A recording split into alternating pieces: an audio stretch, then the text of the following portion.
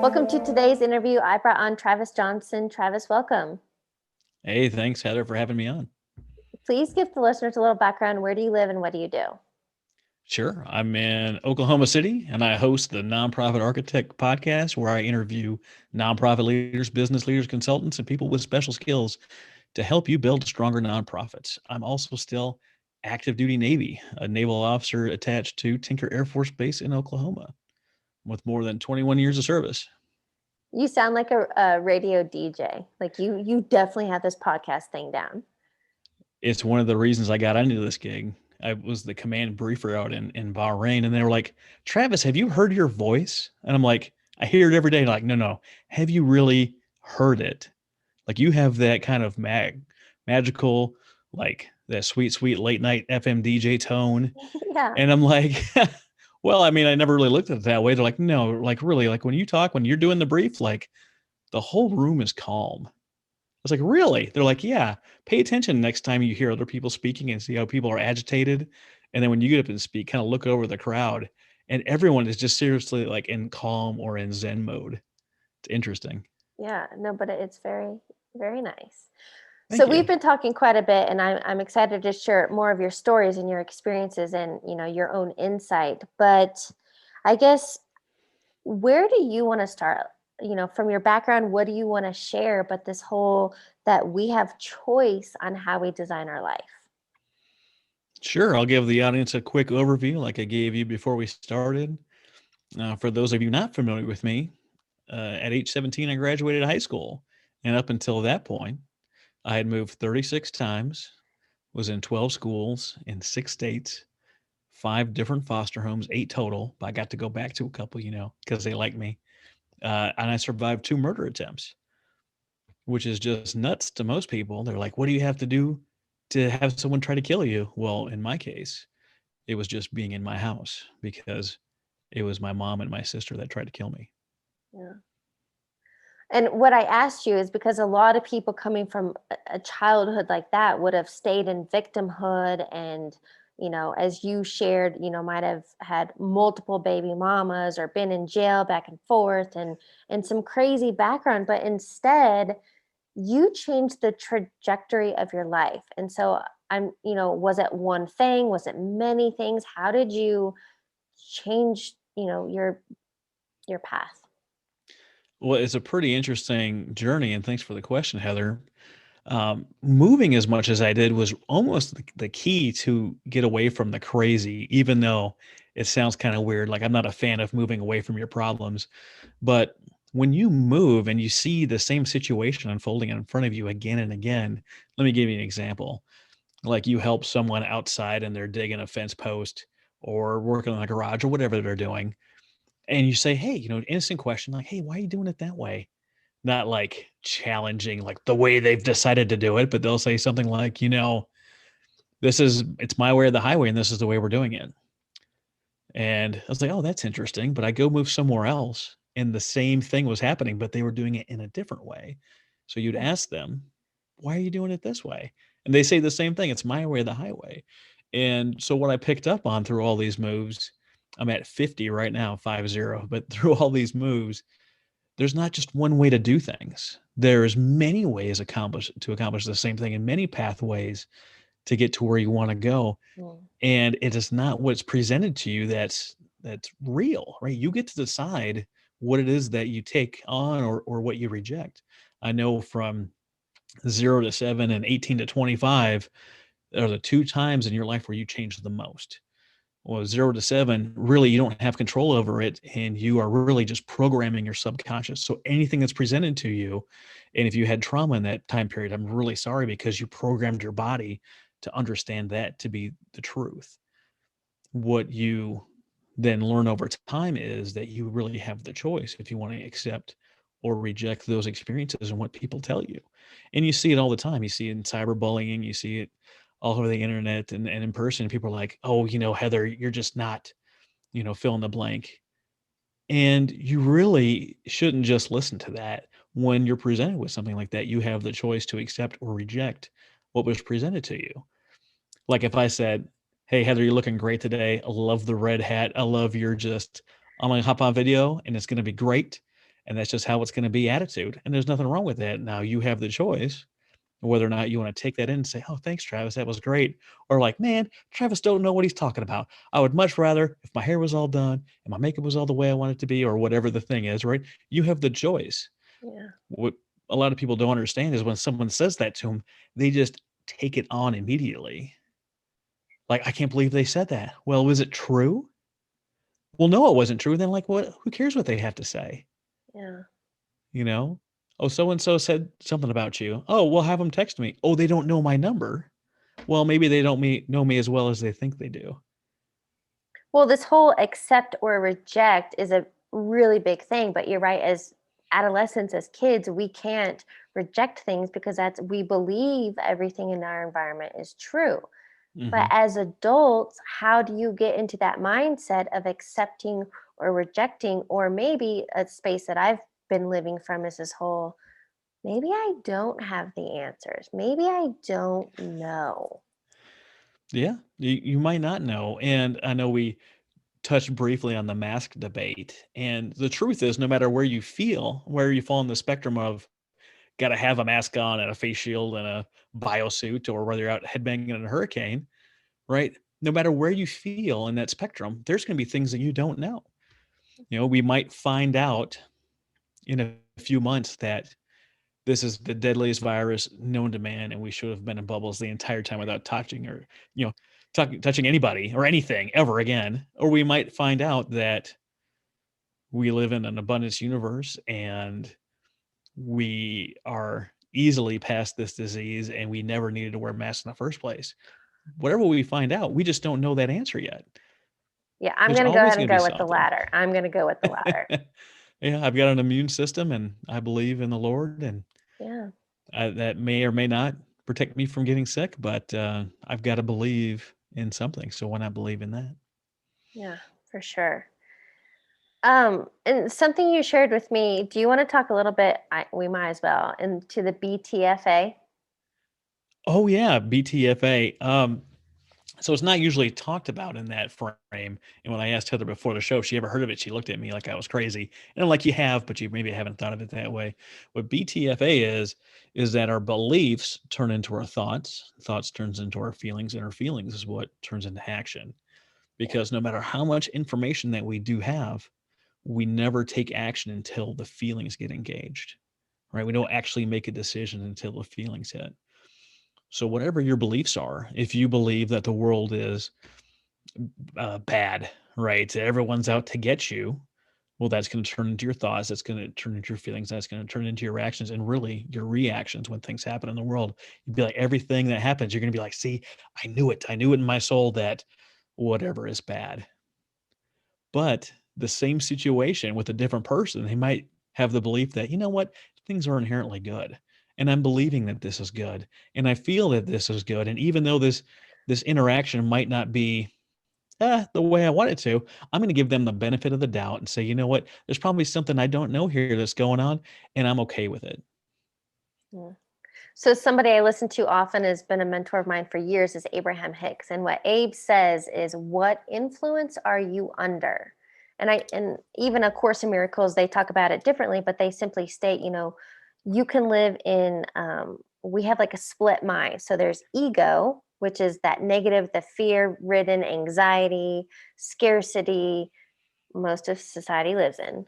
Or we can live in the holy mind, and you can even spell it WHOLLY or HOLY, but this holy mind, knowing that we're guided and that God is within us and we're always taken care of. And so it's this whole, what influence are you under? Because you can't have a little bit of both. You're all in one or the other. And I just choose that, even though, yes, fear creeps in and that the stresses might creep in, if I remember, catch and replace, accept or reject, Yeah. the truth, and that miracles are natural. Hmm. On that note, you have plenty of examples and stories, and this whole, I'd love for you to share some of them because you shared them with me. And so let's combine them. A little bit of miracles and this whole manifesting or creating, because, well, we're doing it all the time. Oh, absolutely. And I just wanted to say before we get too far into this that Zig Ziglar says he likes to wake up every morning and read the Bible and read the newspaper just so he can see what both sides are up to. If you are a news junkie, Yeah. like a junkie, really a junkie, and you're watching, pick a news source, doesn't matter. Chances are you have a lot of anxiety and a lot of fear in your life. Fear is the medium in which they make their money. No matter what side of the spectrum you're on, their goal is to make you to have some kind of emotion. And the easiest emotion to get is fear. If they can get you scared, they're going to have you clicking, sharing, and coming back for more. So Right. Really just is. understand that as a people. But when I look at my life, and you talk about someone that's moved as much as I have, or been in foster care, or been in trouble with the law, or survived 2 murder attempts, you don't expect a lot out of me. Society does not expect a lot about someone that fits that bill. By society standards, by society's rules, I should be some kind of degenerate, probably homeless, tracks in my arms, kids from 3 or 4 different women, should be a thief, should be, fill in the blank, right? When you look at the news, when you read the headlines, when you talk to people about things like being in foster care, and they say immediately, "Oh, I'm so sorry, that must have been so awful." Well, from my experience, foster care was the most stable time in my world because I knew where I was going. I knew that I would have food. I knew that I would have clean clothes and a shower, and my life was stable. Is that the experience for every foster kid? It's not. But knowing that everything is going to be all right is much different. I really think right now there's 2 kinds of people. There's the finger pointing people that says I'm not where I'm supposed to be because of this person or this policy or this weather is or the economy is this, and they all point to all the reasons that they're not who they are. And the choice comes in is really taking responsibility. And then, although this thing happened to me, I get to decide how I'm going to take it in, accept or reject, what I'm going to do moving forward. I'm going to decide if I'm going to watch this news station or not. I'm going to decide if I'm going to hang around these people that are toxic and negative and bad. And when I say toxic, I mean your family as well. Sharing DNA does not give someone the right to treat you poorly. If you're listening to this right now, be nice to yourself first and get them out of your life, and force your boundaries. Please, please, please do that for your own sake. But you have the choice of how you're going to handle these things. I've got a friend of mine, Ricky Brady's a former NFL player. He does Speak Life Ministries in Edmond, Oklahoma. He goes and talks to young athletes about reacting versus responding. Because when we are pre-programmed for whatever we've done, and a situation happens, unless we're cognizant, we're going to react with everything we've been programmed with. What he's trying to do is give the youngsters the insight that they have the ability to respond to a dirty play, a loss, a victory, or whatever it is that they face on the field out there, because you really do have the choice. When I look at my life and my history of miracles, and surviving 2 murder attempts is no small feat, but there's also so many other times where my life was in danger, my life was on the line. There's times where I've been driving in a vehicle and both myself and the driver fell asleep, and we woke up with the grass rushing at us and woke him up, and we got back on the road safely. And I was driving in a semi truck for the military, and our front right wheel snapped off the axle. It was spinning next to us in the ditch on fire. And it sounds like a Ron White joke. Um, but we should have hit the dirt, and the truck should have pole vaulted over us, and we should have died in a fiery crash. But we pulled over safely.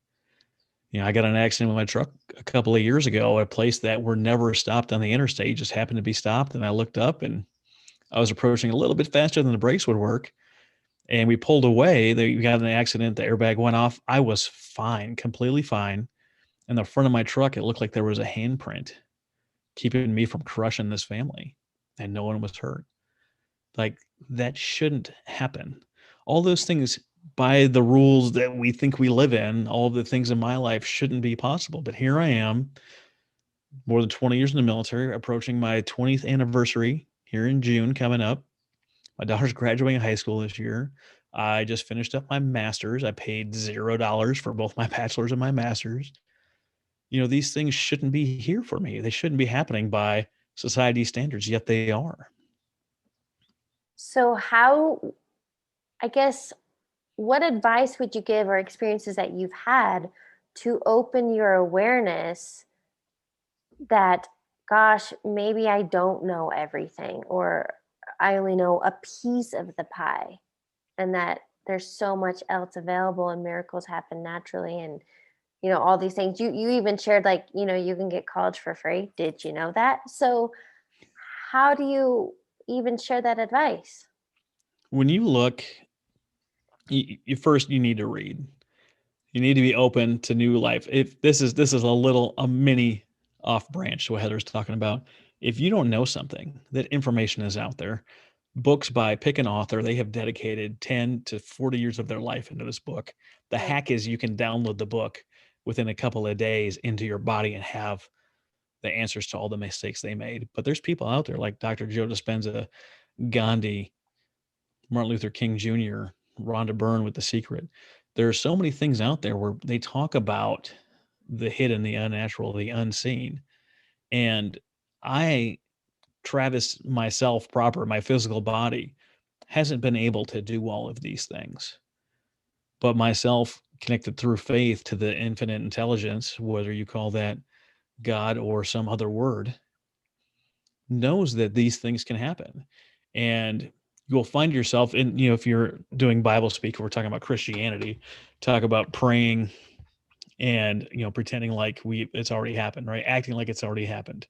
And it's right in line with The Secret. That's right in line with what Gandhi talks about. In the Bible, it says you have to have faith. That faith is required for healing. Faith is required for pick the subject. What it doesn't say is faith in Jesus Christ is required. It says faith is required. And if you look at BTFA, your beliefs, your thoughts, your feelings, and your actions, you have to have the belief that you're not worthless. I could have believed that I was that victim. I could have believed that I had something to do with all the things that were happening to me. I could have believed that I was a piece of trash. And once I believe it, you better believe my thoughts, feelings, and actions would have followed. Mhm. Well, and that's what's happening for other people, right? But okay, I think it seems that we're very self-aware. So somebody who is going through life's motions, living life, I call it by default rather than by design. Hmm. I mean, how do they, I call it kind of like waking up or turning on that switch, or it's a lot of unlearning. It's a lot of reprogramming. It is. And my buddy JC, when he was working on his golf game, when he was trying to figure out how do I do this thing? How do I play this game? He was looking at the commonalities between all the greats. What did all the greats in their field do that was the same? What was that thread that binded them all together? When you look at pick an industry, right? Whatever the industry is, like right now, Tesla, Elon Musk, he's got the best minds in the world working for him right now. Yeah. I don't want to quote this wrong, but I'm pretty sure he was like a high school dropout from South Africa. I don't remember, but he's the guy in charge, not these other great minds. He's the guy in charge. They have a meeting that they walk into. It's 70 minutes. And you're not allowed to talk.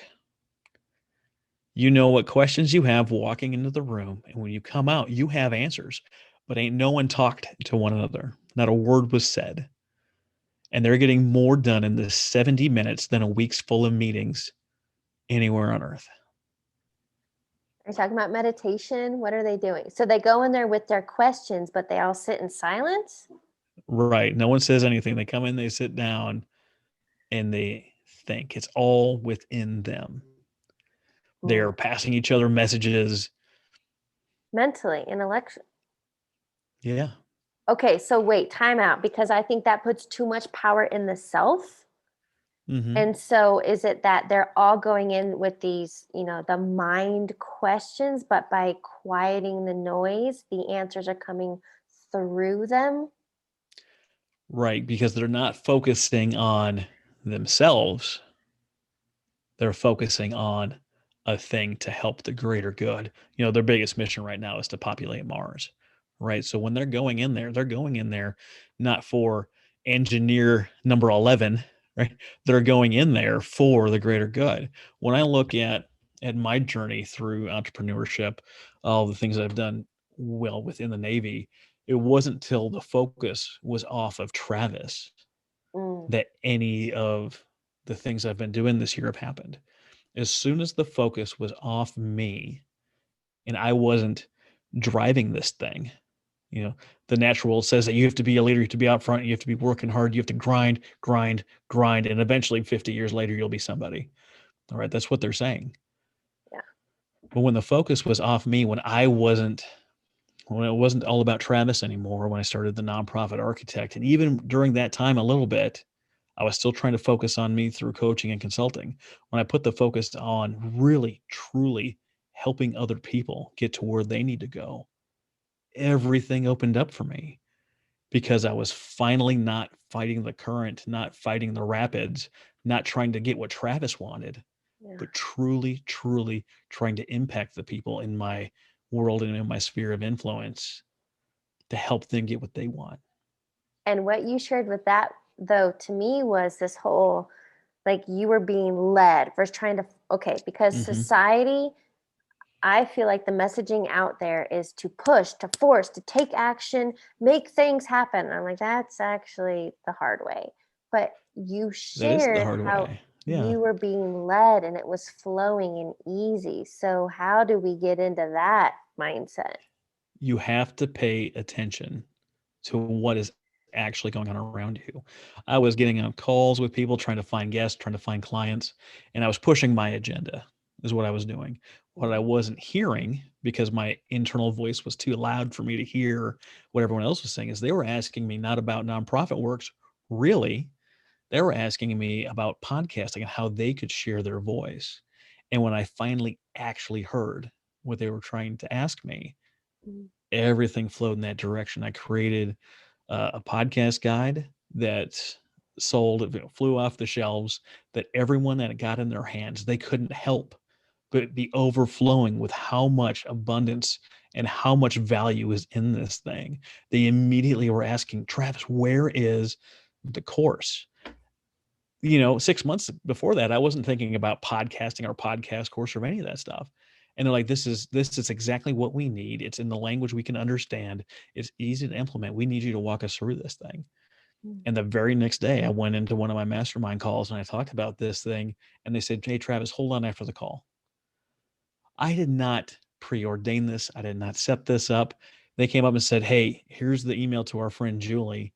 She is taking our course, our book, and turning it into a course. And we want you to call her and do the same thing. And I was like, I don't, I'm so far out, whatever. I made the email, I did the introduction, I sent it to him. I got word back that the provost of professional development at the University of San Diego, Colorado State University, and at Forbes Business School in Arizona are all interested in my course because no matter how many podcasts are out there, I think we're over 2 million. Doesn't matter how many people have created their own course. I don't think there's a single podcasting course available for college credit right now, and mine might be the first. But I never would have seen that unless I was led there, unless I allowed myself to be led down that path. But how, so what I hear you saying is many of us are sitting in the driver's seat, white knuckled, trying to control our life. Instead, how were you able to let go of your own agenda, thinking you were going to go this route, and you were listening to the cues to be led another route where it's just coming to you in wild ways? It was a question. I was frustrated with where I was at in business because I was trying to push my way there. Yeah. And the question posed to me was, Travis, what do your people really want? What are they actually asking you for? And I Mm, hadn't really considered it. They weren't asking me for what I had been pushing. They were asking me for someone else. So you have to take the time and think about in your world what is really going on. You have to really quiet your mind and evaluate where you're being led, what opportunities are opening up, what are people showing you when you talk to certain people. Go through your phone, the people you've talked to in the last week or the last month, like what in there are you really being drawn to? yeah. What are you actually getting a feeling from? Because we all have these people, right? Their phone pops up on the caller ID, and you're like, oh man, I don't think I want to. It's not those people, right? Your being is telling you, right, that that's not a phone call that's going to help you. When I made this shift, when I finally heard this thing of where I was being led to, all the conversations, all the people on my phone changed. All the people that were calling me on a regular basis, really being time vampires, right, sucking the time out of me, sucking the life out of me, they stopped calling. And the people that were aligned with my mission and what I was doing and where I was going, because that's where I was being led, those phone numbers popped up. The interviews popped up with Asha Curran, who runs, oh my goodness, Giving Day, Giving Tuesday. They brought in $2.47 billion December 1st. I reached out to her with no real reason other than I thought it'd be a great interview. She said, absolutely, let's do it. I'm interviewing Steve Sims in a couple of weeks, author of Blue Fishing, who has an amazing program and does amazing things. Someone that I shouldn't have access to. But because I'm not pushing my agenda anymore, Yeah. because I'm being led, these are easy yeses because it's not about me. But how did that question come to you? Were you sitting in a meditation? Did you like stop, It was in a surrender, call. ask for, oh, It was in an actual call. It was in a mastermind group because I had gotten frustrated with my business and what I was doing. And someone in the call said, what do your people, what are they really asking you? What do they really need? so it came through somebody else. Yeah. But you had gotten to the point you were frustrated. What? You were asking for guidance. Is that more I or was less? asking for guidance, right? I Okay. could have, right? What I could have done is I could have been frustrated, shut down my podcast, shut down my business, and shut down this mastermind group and said, it's just not going to work. I'm just going to continue to be an hourly employee or do whatever, Yeah. right? I could have just tossed the towel in, but the train was moving. I just had to get on the right track, right? Okay. If you were traveling down a path that you're on right now, there's things in your world that are good for you. And there's some things in your world that probably aren't good for you. But you have to be fed up with what's going on and the effort and the anxiety and what you're getting lost in and say, enough. I'm going to do what needs to be done. What needs to be done? Help me. This happened to me in flight school. This happened to me when I was applying to be an officer. So those of you listening that maybe are not familiar with the military, there's an enlisted side, get your privates, your sailors, all those people, and you've got your officer side, your commission side. And with my criminal record, I went in the bottom of the barrel A1 on the enlisted side, and I was going to apply to be an officer. And it's like the Lord, one of the prayers that I always pray is that I pray that I am where I need to be. And I went to submit this application, and I had a lot of pushback from a lot of people. And I asked enough questions till I got to my dad, and he's like, look, if this is something that God put on your heart to do it. Don't let anyone stop you. Once you have decided that thing, once you really have that clarity, when you're determined to get this thing done, it's aligned with you, it's going to happen. They had no reason to accept me. It's the only time in my life in the military I've been ranked number one in anything. Applying for this thing, like, yep, he's our top guy, he's going. I got selected on my first time because I finally opened myself up to what was going on. I realized that all the pushback and all the roadblocks and all the things in the military that weren't aligned with me and what I was trying to do, I got on the right track and went full steam ahead. I got to flight school, same thing, trying to do it a certain way, got frustrated. And I said, Lord, if this is going to be the way you want to do it, I can't have any more stress. Like the next couple of events have to go well or I'm throwing in the towel. And all the barriers came down for me, and it was smooth sailing from that point on. You have to get to the point where you're ready to surrender, and then you've got to surrender. Okay, so that has been an overarching message coming my way for a while, and I've been sharing that message on podcasts too. But I think a lot of people surrender might mean, oh, I have to give up, and to me, it means you have to let go of control and ask Right. for guidance because, as you've shared, otherwise you're efforting and you're struggling and you're like just getting by, and instead of when you surrender and ask, you'll let it just like flows and happens. And Price Pritchard covered this in the book U Squared. Mm. It's a nice little booklet, really easy to understand, straightforward. And there's one little section there that says more effort is not going to get you to your goal. And the story that he shares is there is a fly in your house and it's flying full speed and hitting the window. And no matter how hard that fly pushes, no matter how many times he hits the window, he's not making it through that window. That's just how it is. But 10 feet away, there's a door that's wide open. Now, which way is going to get him to freedom? More effort or less effort? I'd rather go to the door. Yeah, the door is wide open. He's just got to change his course, get on the right track, fly out the open window, and that's the least amount of effort. Yeah. He can't make it through the window. So what you're saying is we all have that window if we ask. If we ask, Yeah. you have to ask, you have to be open to it, and you have to be willing to know that if you're frustrated, you're not on the right track. It doesn't matter if you're in year 6 of law school. It doesn't matter if you've been doing a job for 19 and a half years. It doesn't matter what the thing is. If you're hard, you're struggling, you're frustrated, you're anxious, and all these things are not going your way, you're not on the right track. The more effort is not getting you to your goal or where you need to be.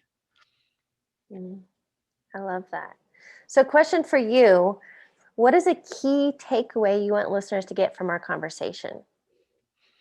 Your billboard message. Billboard message is you have the choice to accept or reject anything in your world. You have the choice to get on the right track. You have the choice to design what you want your life to look like. You have the choice. Take it. It's yours. Yeah. Oh, Travis, I love that. Okay. I'd love to ask you a few rapid fire questions to wrap up the interview. Sounds great. What is a quote or motto that you live by? Ooh, that is a good one. One of my favorite quotes is actually by me from when I was doing finances. And if you can't make it on 90%, you can't make it on 120% of your income, because it's not about the dollars.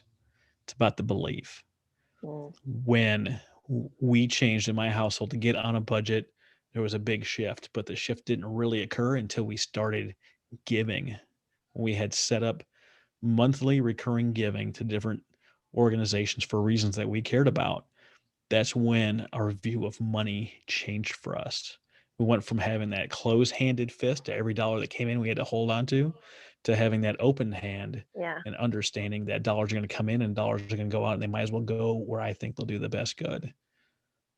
And that it's the whole resisting, and nothing can come in with a closed fist. I like that. When we switched over our household 15 years ago, we've since paid off all our debt, and we've never had a single other money fight in our house since then. That could be a whole nother podcast. That's a whole other podcast. What is a book you're currently reading or highly recommend? Well, there's a stack over here. I just finished one from my interview this morning. If you are trying to figure out what to do with your life and you haven't checked out Never Split the Difference by Chris Voss, I think you're doing yourself a huge disservice. He was an FBI head negotiator. He goes through some amazing stories, and he talks about how to apply it to your life and to business. It's a great read, and it'll change your perspective on everything, to what you think you should be getting paid to what a business deal looks like. All right, good to know. Final question for you. What advice would you give your younger self? Buy Bitcoin when it's under $1. But here's the thing, right? For investing, there's always the next Bitcoin, the next Facebook, the next Apple, the next Roku, the next Netflix. Mm-hmm. If you don't have money aside for savings, for investing, and for some future business endeavor, you're not doing yourself any favors. That means you're not putting your money into assets, things that can take the place of your income and allow you to live off the dividends and interest. Make sure you are investing in yourself, because investing in yourself will always pay off. What a great note to end on. Travis, thank you so much for joining me today. Thank you so much for having me on, Heather. It's been my pleasure.